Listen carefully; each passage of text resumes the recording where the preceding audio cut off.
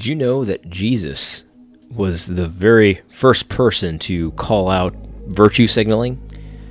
Now, I don't know if he was the first, but he definitely is the most important person to do so. And I was thinking about the passage in Scripture where he does this just the other day.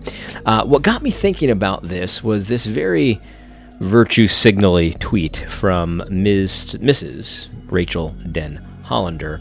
This was a tweet that she put out the other day when Joshua Brown, the key witness in the Amber Geiger court case, was found dead. He was murdered outside of his house, and what she said was, "We praised the forgiveness. Did we then, and will we now, grieve deeply and cry for justice?" So the implication here is that there are a lot of people that were praising, the idea of the man forgiving his brother's killer, and we praise that. But there's a lot of people in that group that don't care about justice. In fact, they won't be sad when somebody dies, when somebody's found murdered, and they won't want justice for that person. That's the implication. That's stupid. First of all, I mean, it's a lie. It's slander. Obviously, there's not. I'm sure there are some people that don't care about justice, but in the crowd that was praising the forgiveness of her brother, primarily the evangelical crowd, the Christian crowd. That's who she's talking about here. In that crowd, she's implying here that there's a good number of people that won't be sad when a guy is dead, and they won't cry for justice. That's the implication of this stupid tweet. This is a very stupid tweet. It's a very virtue signally tweet, because the other implication here is that Rachel's been grieving deeply about this, and I see a lot of people on Twitter will say, "Oh, I weep for these people. I weep for these people." And the reality is, I look, I'm not a completely normal person. Let's just be honest. Like, I've told the story before where my grandmother passed away, and she was older.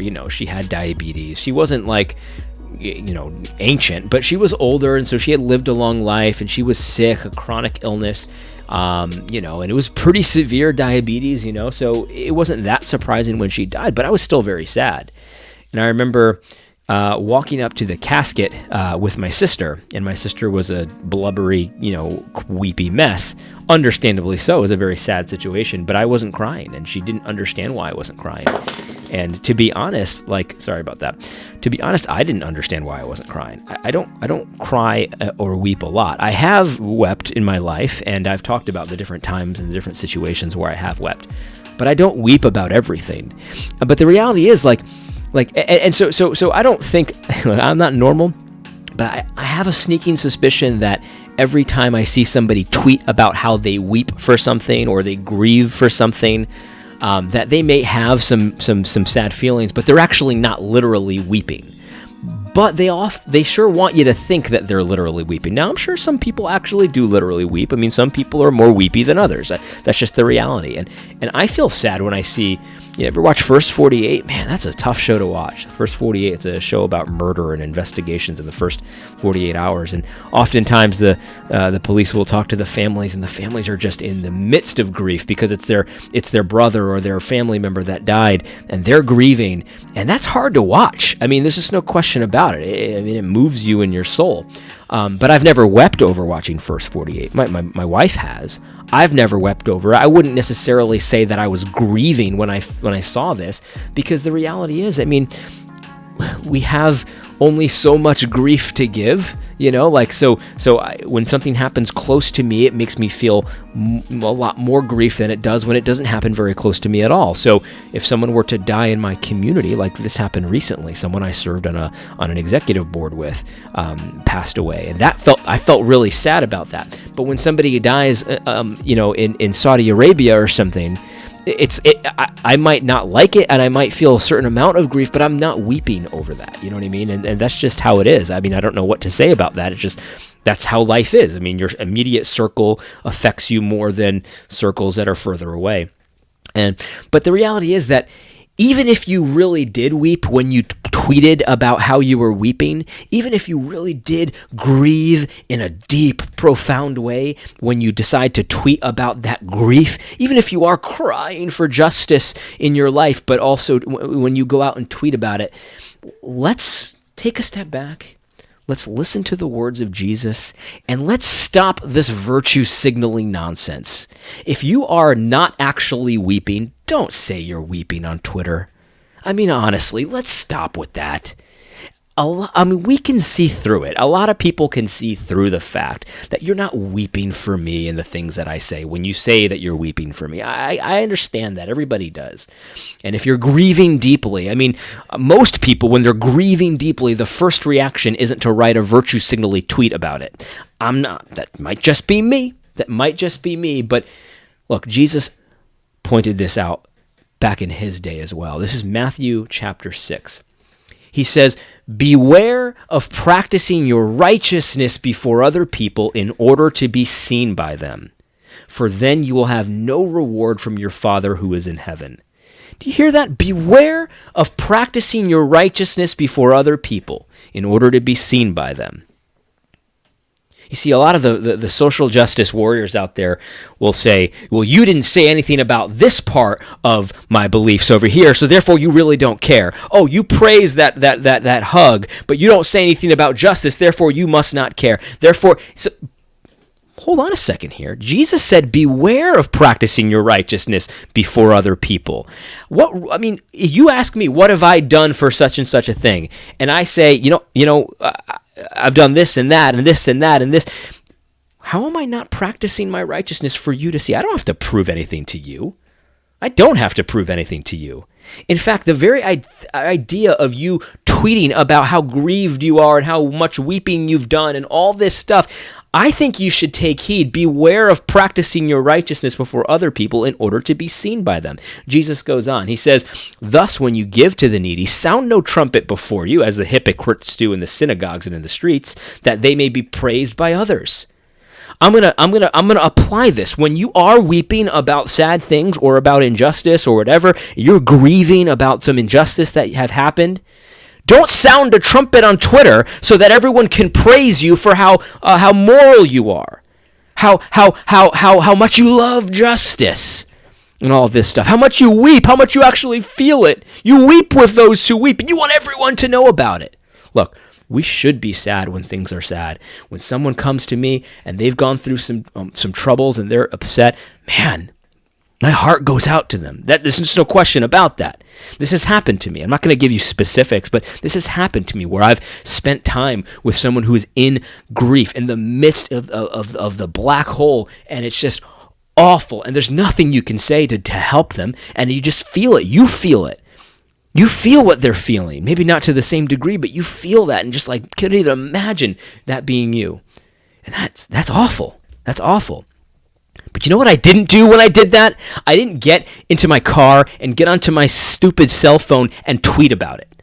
Because I didn't need anyone to know that I was helping someone out through their grief. So beware of doing that. When you have something that you think other people should be weeping about, and you've wept about it because you're so holy and good, beware of practicing that righteousness and sounding a trumpet on Twitter. I mean, even the metaphor here, it's so appropriate. Jesus is talking about sounding a trumpet. He might as well have been talking about Twitter, sounding that out to the whole world to see. Jesus says, that you may be praised by others. Truly I say to you, they have received their reward. But when you give to the needy, do not let your left hand know what your right hand is doing, so that your giving may be in secret, and your Father who sees in secret will reward you. You see, this is Jesus coming up against what essentially amounts to virtue signaling. The Pharisees were virtue signaling when they would sound the trumpet about, here, I'm about to give my alms here. Look at how much I care for the poor. I really do. And they were really giving them money. It wasn't like they were fake giving them money. They were really giving them money, but they wanted everyone to see it. And Jesus says, that's your reward. Everyone will praise you. So when you tweet out how much you're grieving over this lack of justice, I weep with his family. If you are really weeping with his family or not, it doesn't matter. Probably don't tweet about it, about how virtuous you are. That's a virtue signal. And Jesus says, beware of that, because then if you do that, all the praise you get, all the likes you get, all the emojis, the heart emojis, the kissy faces, all that there's your reward. I hope it was worth it. I hope it was worth it. And then he calls you a hypocrite. So you see, I don't put online that I weep about things. or I'm sad about something when I'm sad about something. I don't need you to know that I'm so righteous that I hate injustice in every instance. Yeah, of course, if there's something that I can do and say about something being unjust, like I said about this trial, I said, look, if this woman actually committed murder, which now that I'm learning some of the facts, I didn't have all the facts when I made this video, but now that I'm learning some of the facts, it seems like it probably wasn't actually murder. It was a killing, and there should be some penalty for it. But like I said, if she did commit murder, which she was convicted for, then there's clearly an injustice here. I mean, there's clearly an injustice here, and I don't have to signal that to just so you know how virtuous I am. I don't have to signal, I weep for the black community over something that has to do with a single person. Over something that has to do with a single person. That does not prove that there's some kind of rampant, systemic, institutional, structural racism against black people. I don't have to virtue signal in that way. What I have to do, though, is just be for what God says I should be for, and against what God says I should be against. And that's enough. And then if there's an injustice, I can say that was an example of an injustice. This doesn't comport with the law of God, but I can trust God with the injustice, because God is a God of perfect justice, and He will come to the defense of the poor. He will come and take up the cause of the oppressed, and all of that kind of stuff. I don't have to virtue signal and tell you how much I'm grieving, how much I'm weeping over all these things, because beware of practicing your righteousness before others so that you will be seen by them. Beware of that. Don't sound a trumpet about how sad, how much grieving you've been doing, and trying to make everyone feel guilty if they're not weeping. Look, I didn't weep at my grandmother's funeral. So the fact that I haven't wept over Amber Geiger and her brother, and the guy that she killed, and I didn't weep over Michael Brown, I didn't weep over all of these things. I don't feel bad that I didn't do that. I feel upset about an injustice when it actually happens and it's an actual real injustice. But I'm not weeping with any communities. And I'll tell you right now, I don't know why you're telling everyone that you're doing it, because there's your reward. I hope you enjoy the likes. I hope you enjoy the clicks. Anyway, I hope this was helpful. God bless.